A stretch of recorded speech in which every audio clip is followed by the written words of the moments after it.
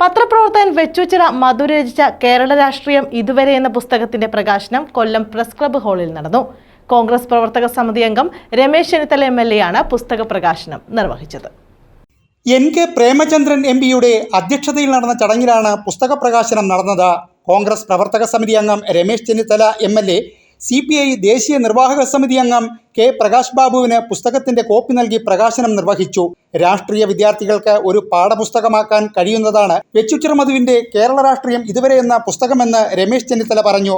എല്ലാവരും ഈ പുസ്തകം വായിക്കുക എന്നുള്ളതാണ് ഏറ്റവും പ്രധാനപ്പെട്ടത്. പക്ഷെ അത് ഞാൻ ചൂണ്ടിക്കഴിഞ്ഞ റെഫറൻസ് ഗ്രന്ഥമാണ്.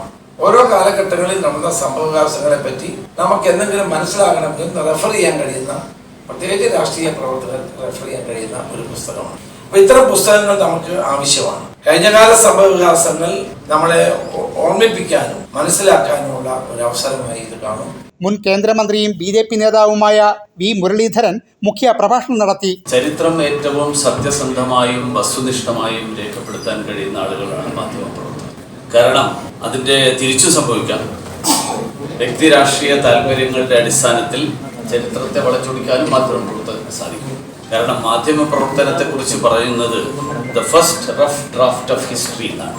Journalism is the first rough draft of history എന്നാണ് പറയുന്നത്. എന്ന് പറഞ്ഞാൽ ഓരോ ന്യൂസ് സ്റ്റോറിയും ചരിത്രത്തിന്റെ ആദ്യത്തെ ഡ്രാഫ്റ്റ് ആണെന്നാണ് പറയുന്നത്. വെച്ചൂച്ചിറ മധു രചിച്ച 12ാമത്തെ പുസ്തകമാണ് കേരള രാഷ്ട്രീയം ഇതുവരെ എന്നത്. ന്യൂസ് ബ്യൂറോ, കൊല്ലം.